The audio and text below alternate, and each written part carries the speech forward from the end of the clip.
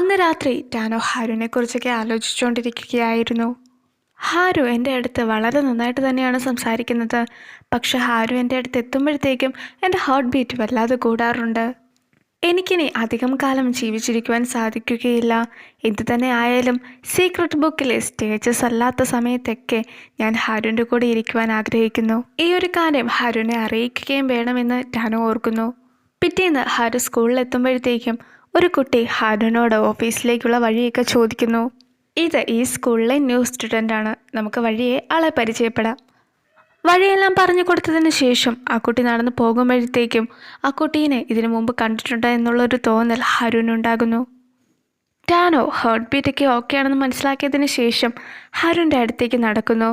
പിന്നീട് അവർ ആദ്യമായി കണ്ടുമുട്ടിയതുപോലെ ഹാരുവിൻ്റെ പിറകിൽ ഇടിച്ചതിന് ശേഷം ഹാരുവിനെ നോക്കുന്നു. ഹാരു ടാനോയുടെ പേര് വിളിക്കുമ്പോൾ തന്നെ ടാനോയുടെ ഹാർട്ട് ബീറ്റ് കൂടുന്നു. അപ്പോൾ ആ വാച്ച് ചെക്ക് ചെയ്യാന്നുള്ള രീതിയിൽ ഹാരു ടാനോയുടെ കൈ പിടിച്ച് കഴിയുമ്പോൾ വീണ്ടും ഹാർട്ട് ബീറ്റ് കൂടുകയാണ്. സെയ്മിയും സോവും അവരുടെ അടുത്തേക്ക് വരുമ്പോൾ അവർ മാറി നിൽക്കുന്നു. നിങ്ങൾ രണ്ടുപേരും ഡേറ്റ് ചെയ്യുകയാണോ എന്ന് സംശയത്തോടെ അവർ ചോദിക്കുന്നു. അല്ല എന്ന് ടാനോ പറയുമ്പോഴത്തേക്കും അതേ എന്ന് ഹാരു പറയുന്നു. നാംചു തൻ്റെ പഠനമെല്ലാം നിർത്തിയതിനു ശേഷം മറ്റൊരു സ്കൂളിലേക്ക് പോകുന്നു. ചുഡായോട് പോകുവാണെന്നൊക്കെ നാംചു പറയുമ്പോൾ ചുഡ ഒരു മറുപടിയും പറയാതെ നോക്കി നിൽക്കുന്നു. അങ്ങനെ സ്റ്റേജ് അവസാനിക്കാറാകുമ്പോൾ റൈറ്റർ വരയ്ക്കുന്ന കുറേ ഇലകളെല്ലാം ചുഡയുടെ മേത്തേക്ക് വീഴുന്നു. ചുഡയ്ക്ക് അതൊന്നും ഇഷ്ടമാകാതെ അതെല്ലാം തട്ടി മാറ്റുന്നു. എന്നെക്കുറിച്ച് ഓർത്ത് നീ വിഷമിക്കേണ്ട കാര്യമൊന്നുമില്ല. ഇത്രയും നാൾ നീ എൻ്റെ കൂടെ ഉണ്ടായിരുന്നു. ഇനി നീ ഇല്ലാതെ എങ്ങനെയാകും എൻ്റെ ലൈഫെന്ന് ഞാനൊന്ന് നോക്കട്ടെ എന്നൊക്കെ ചുഡ നാംചുവിനോട് പറയുന്നു. ഹാരു ക്ലാസ്സിലിരുന്ന് ഉറങ്ങുമ്പോഴത്തേക്കും ഫ്ലവർ ബുക്കിലെ മറ്റൊരു ഓർമ്മ ഹാരുവിന് വരികയാണ്. ഒരുപാട് ഫ്ലവേഴ്സിൻ്റെയൊക്കെ ഇടയ്ക്ക് ടാനോ ക്യുങ്ങിൻ്റെ കൂടെ നിൽക്കുകയാണ്. കുറച്ചകലായി ഹാരുവുമുണ്ട്. ഞാൻ സ്നേഹിക്കുന്ന ആളുടെ കൂടെ നിന്ന് നക്ഷത്രങ്ങളൊക്കെ കാണണമെന്ന ഒരു ആഗ്രഹം എനിക്കുണ്ട് എന്ന് ടാനോ ക്യുങ്ങിനോട് പറയുന്നു. പക്ഷെ ക്യുങ് ഒരു മറുപടിയും പറയാതെ നിൽക്കുന്നു. അത് കണ്ട് തീരുമ്പോഴത്തേക്കും ഹാരു ഉറക്കത്തിൽ നിന്നും എണീക്കുന്നു. ഹാരുവിൻ്റെ അടുത്തായിട്ട് നിന്ന ടാനോയോട് നിനക്ക് പണ്ടും നക്ഷത്രങ്ങളൊക്കെ വളരെയധികം ഇഷ്ടമായിരുന്നു എന്ന് ഹാരു പറയുന്നു. ക്യുങ് ഹാരുവിൻ്റെ അടുത്ത് വന്നതിന് ശേഷം പറയുകയാണ്, കഴിഞ്ഞ ആഴ്ച വരെ നീ എൻ്റെ നല്ലൊരു സുഹൃത്ത് മാത്രമായിരുന്നു. ഞാൻ നിനക്ക് വേണ്ടി എന്തൊക്കെ കാര്യങ്ങൾ ചെയ്തു തന്നിട്ടുണ്ട്. എന്തായാലും നീ ഒരുപാട് മാറിപ്പോയി എന്നൊക്കെ. അത്രയും പറഞ്ഞ് ക്യുങ് പോകുമ്പോഴത്തേക്കും ഹാരുവിന് മറ്റൊരു ഓർമ്മ കൂടി വരികയാണ്. ക്യുങ് രാജാവാകുന്നതിനെ സപ്പോർട്ട് ചെയ്യാതിരുന്ന ഒരാളെ കൊല്ലണമെന്ന് ഹാരുവിനോട് ക്യുങ് പറഞ്ഞിട്ടുണ്ടായിരുന്നു. ഹാരു ക്യുങ് പറഞ്ഞതനുസരിച്ച് അയാളെ കൊല്ലുന്നു. എന്നോട് ആത്മാർത്ഥതയുള്ള എൻ്റെ കൂടെ നിൽക്കുന്ന ഒരാൾ മാത്രമേ ഇവിടെയുള്ളൂ, അത് നീയാണെന്ന് ഹാരുവിനോട് ക്യുങ് പറയുന്നു. നമ്മളിപ്പോൾ ഉണ്ണിനെയും കൂടി നമ്മുടെ പക്ഷത്ത് നിർത്തേണ്ടതായിട്ടുണ്ട്. ഉണ്ണിനൊരു മകളുണ്ട് ടാനോ. എങ്ങനെയാണ് ടാനോയുടെ മനസ്സ് കീഴടക്കാൻ സാധിക്കുക എന്ന് നീ കണ്ടെത്തി എന്നോട് പറയണമെന്നും ക്യുങ് ആവശ്യപ്പെടുന്നു. പിറ്റേന്ന് മുതൽ ഹാരു ടാനോയിനെ ഫോളോ ചെയ്യാൻ തുടങ്ങുന്നു. ടാനോയും അച്ഛനും തമ്മിലുള്ള ആ ഒരു റിലേഷൻഷിപ്പ് സീക്രട്ട് ബുക്കിലുള്ളതുപോലെ തന്നെയാണ് ഫ്ലവർ ബുക്കിലുമുള്ളത്. ടാനോ മാർക്കറ്റിൽ പോവുകയും അവിടെ ഉണ്ടായിരുന്ന ഓർണമെൻറ്റ് എടുത്തു നോക്കുകയും ചെയ്യുന്നു. അതെല്ലാം കണ്ടുകൊണ്ട് ഹാരു നിൽപ്പുണ്ടായിരുന്നു. എല്ലാ പ്രിൻസസിൻ്റെയും കൂടെ അവരുടെ അതേ ഏജുള്ള ഒരു സ്ലേവും കൂടി കാണുമല്ലോ. സോ ടാനോയുടെ കൂടെയുള്ളയാൾ ടാനോനെ വിളിച്ചുകൊണ്ട് പോകുന്നു. ടാനോനെ ഫോളോ ചെയ്ത് പിന്നീട് ഹാരു എത്തിയത് ലൈബ്രറിയിലായിരുന്നു. ഒരു ബുക്ക് നോക്കിക്കൊണ്ടിരിക്കുന്നതിനിടയ്ക്കായിരുന്നു ടാനോ നിന്നിരുന്ന സ്റ്റൂളിൽ നിന്നും താഴേക്ക് വീഴുന്നത്. അപ്പോൾ തന്നെ ഹാരു എത്തുകയും ടാനോയ്ക്ക് പരിക്കുകളൊന്നും സംഭവിക്കാതെ ടാനോനെ പിടിക്കുകയും ചെയ്യുന്നു. ഒരാൾ തന്നെ ഫോളോ ചെയ്യുന്നുണ്ടെന്നുള്ള കാര്യം മനസ്സിലാക്കിയതിന് ശേഷം ടാനോ രാത്രിയിൽ വെളിയിലേക്ക് ഇറങ്ങുന്നു. ടാനോ അങ്ങനെ ഒളിച്ചു പോകുമ്പോഴത്തേക്കും ഹാരുവും ടാനോയുടെ പിന്നാലെ തന്നെ പോകുന്നു. ഹാരുവിനെ കണ്ടതിന് ശേഷം നിങ്ങൾ ആരാണ്, എന്തിനു വേണ്ടിയാണ് എന്നെ ഫോളോ ചെയ്യുന്നതെന്നൊക്കെ ടാനോ ചോദിക്കുന്നു. നിന്നെ പ്രൊട്ടക്റ്റ് ചെയ്യുവാൻ വേണ്ടി മാത്രമാണ് ഞാൻ വന്നിരിക്കുന്നതെന്ന് ഹാരുവും പറയുന്നു. അതിനുശേഷം മറ്റൊരു മറുപടികളും കൊടുക്കാതെ അവിടെ നിന്നും പെട്ടെന്ന് തന്നെ ഹാരു അപ്രത്യക്ഷമാകുന്നു. പിറ്റേന്ന് ടാനോ ബുക്കുകളൊക്കെ വായിക്കാനായി ലൈബ്രറിയിൽ എത്തിയിട്ടുണ്ടായിരുന്നു. ഹാരുവും ടാനോ നിൽക്കുന്നതിന് മുകളിലായി തന്നെ നിൽപ്പുണ്ടായിരുന്നു. ക്യുങ് ഒരു സിഗ്നലൊക്കെ കൊടുത്ത് കഴിയുമ്പോഴത്തേക്കും ഹാരു അവിടെ ഉണ്ടായിരുന്ന ബുക്സൊക്കെ ടാനോയുടെ മേത്തേക്ക് വീഴുന്ന രീതിയിലിടുന്നു. അപ്പോൾ ക്യുങ് ഓടി വന്ന് ടാനോവിനെ കവർ ചെയ്യുന്ന രീതിയിൽ നിൽക്കുന്നു. മാത്രമല്ല ആ ബുക്സ് എല്ലാം ക്യുങ്ങിൻ്റെ മേത്തേക്കാണ് വീഴുന്നതും. അവിടെ വെച്ചാണ് ടാനോയുടെ ക്യുങ്ങിൻ്റെ ലവ് സ്റ്റോറി തുടങ്ങുന്നത്. ക്യുങ് മനഃപൂർവ്വം കയ്യിലുണ്ടായിരുന്ന പേഴ്സ് താഴേക്കിടുന്നു. അതിനുശേഷം ക്യുങ് പോവുകയും ചെയ്യുന്നു. ടാനോ ആ ഒരു പേഴ്സ് നോക്കി കഴിയുമ്പോഴത്തേക്കും അതിൽ ക്യുങ് എന്ന് എഴുതിയിരിക്കുന്നത് ടാനോ ശ്രദ്ധിക്കുന്നു.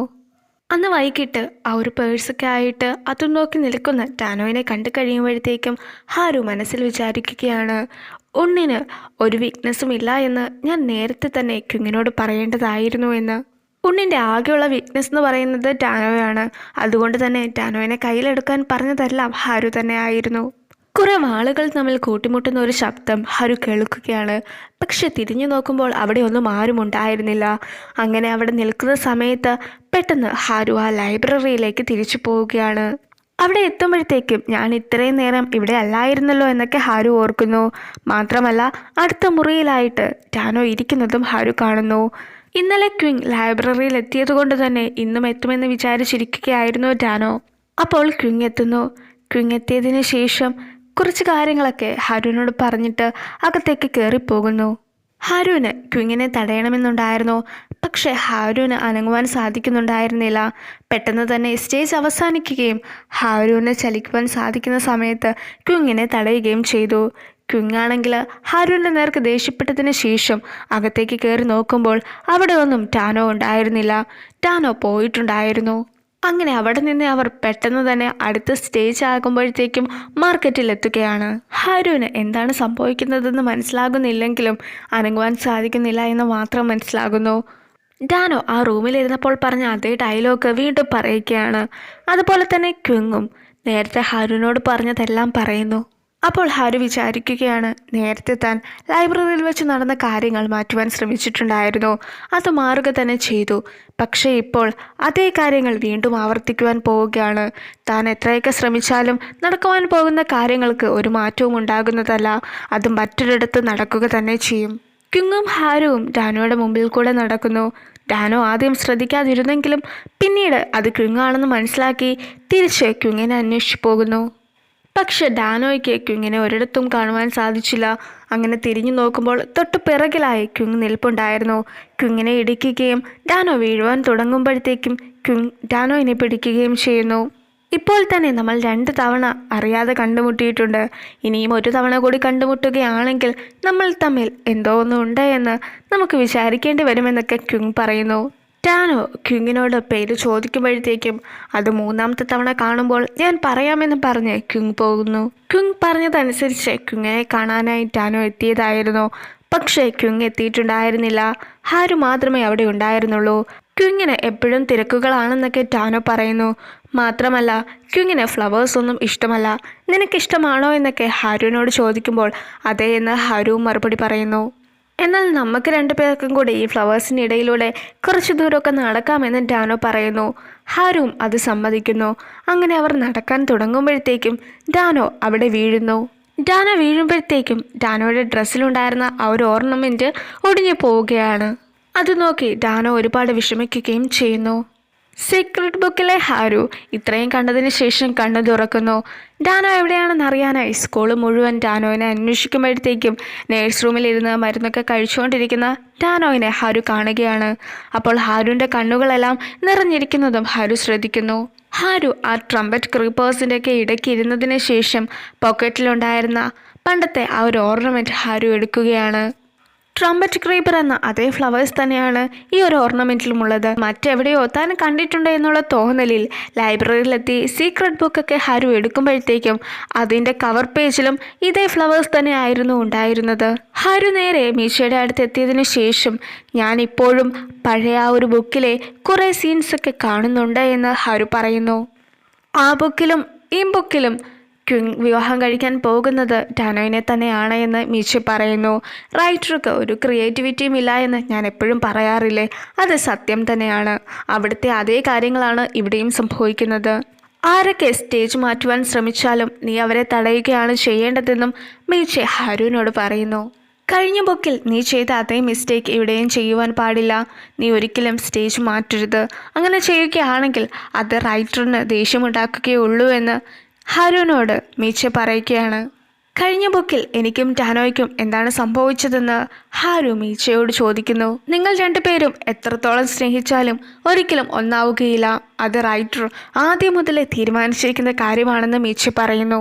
ടാനോയ്ക്ക് ഇപ്പോൾ അസുഖമൊക്കെ വളരെയധികം കൂടിയിരിക്കുകയാണ്. നീ ടാനോയിനെ നല്ലതുപോലെ കെയർ ചെയ്യണമെന്നൊക്കെ ടോഹ്വ ക്യുങ്ങിന് മെസ്സേജ് അയക്കുന്നു. അത് കണ്ട ഉടനെ ക്യുങ് ടാനോയിനെ വിളിക്കുന്നു. ഇനി എന്നാണ് നിനക്ക് ഹോസ്പിറ്റലിൽ പോകേണ്ടതെന്നൊക്കെ ടാനോയോട് ചോദിക്കുകയും ചെയ്യുന്നു.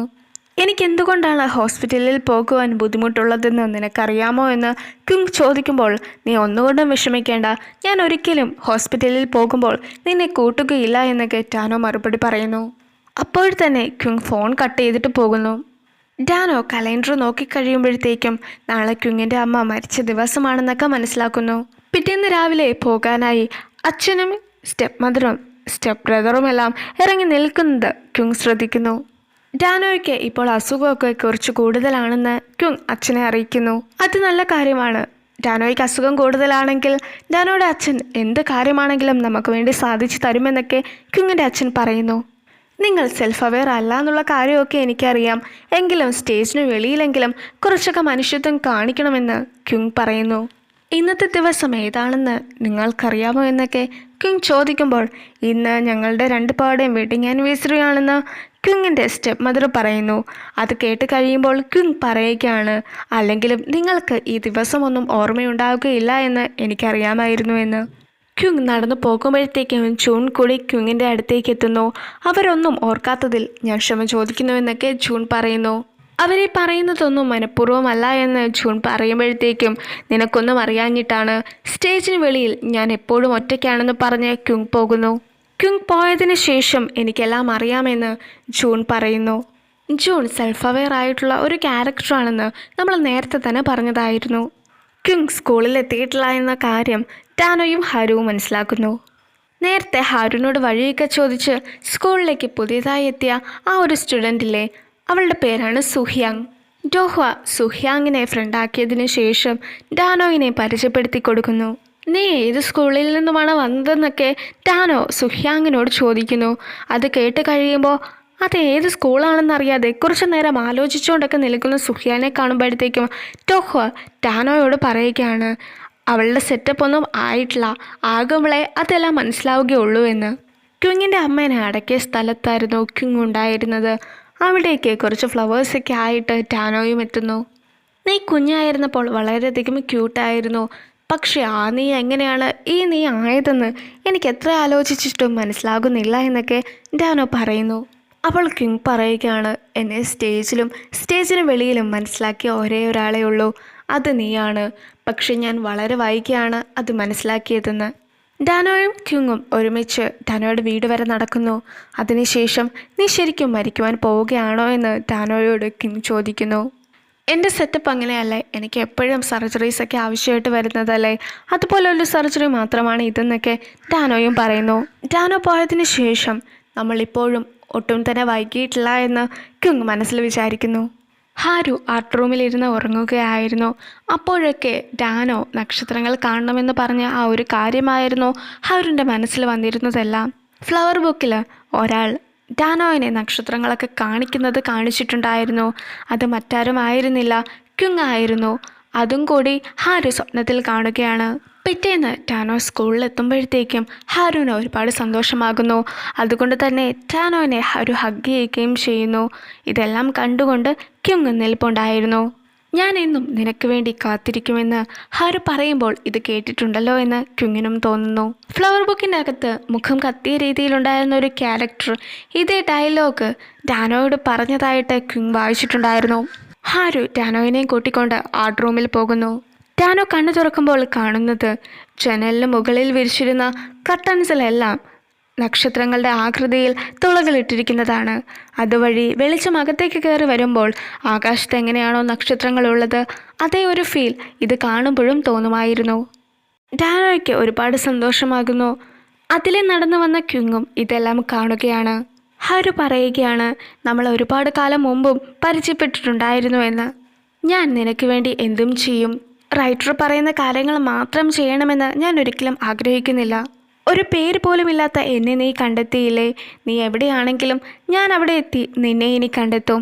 നിന്നിൽ നിന്നുമാണ് എൻ്റെ തുടക്കം, എനിക്കതിപ്പോൾ മനസ്സിലായി എന്നൊക്കെ ഹാരു ടാനോയോട് പറയുന്നു. നക്ഷത്രങ്ങൾ കാണണമെന്നുള്ള എൻ്റെ ഈ ഒരു ആഗ്രഹം സാധിച്ചു തന്നതിൽ വളരെയധികം നന്ദിയുണ്ടെന്നൊക്കെ ടാനോ ഹാരുവിനോട് പറയുന്നു. അതായത് ഫ്ലവർ ബുക്കിൽ എങ്ങനെയാണോ ക്വിങ്ങിനോട് ടാനോ നന്ദി പറഞ്ഞത് അതേ രീതിയിൽ തന്നെയാണ് ഇപ്പോൾ ഹാരുവിനോടും നന്ദി പറയുന്നത്. അതേസമയം അന്ന് ഹാരു നോക്കി നിന്നതുപോലെ ഇപ്പോൾ ക്വിങ്ങും നോക്കി നിൽക്കുന്നു. ക്വിങ്ങിൻ്റെ കയ്യിലുണ്ടായിരുന്ന ഫ്ലവർ ബുക്കിലെ ആ ഒരു പേജസ് എല്ലാം ക്വിങ്ങിൻ്റെ കയ്യിൽ നിന്നും താഴേക്ക് പോകുന്നു. സോ അങ്ങനെയാണ് ഈ ഒരു എപ്പിസോഡ് എൻഡ് ചെയ്യുന്നത്. അപ്പോൾ അടുത്തൊരു വീഡിയോ ആയിട്ട് എത്രയും വേഗം കാണാം. ബൈ.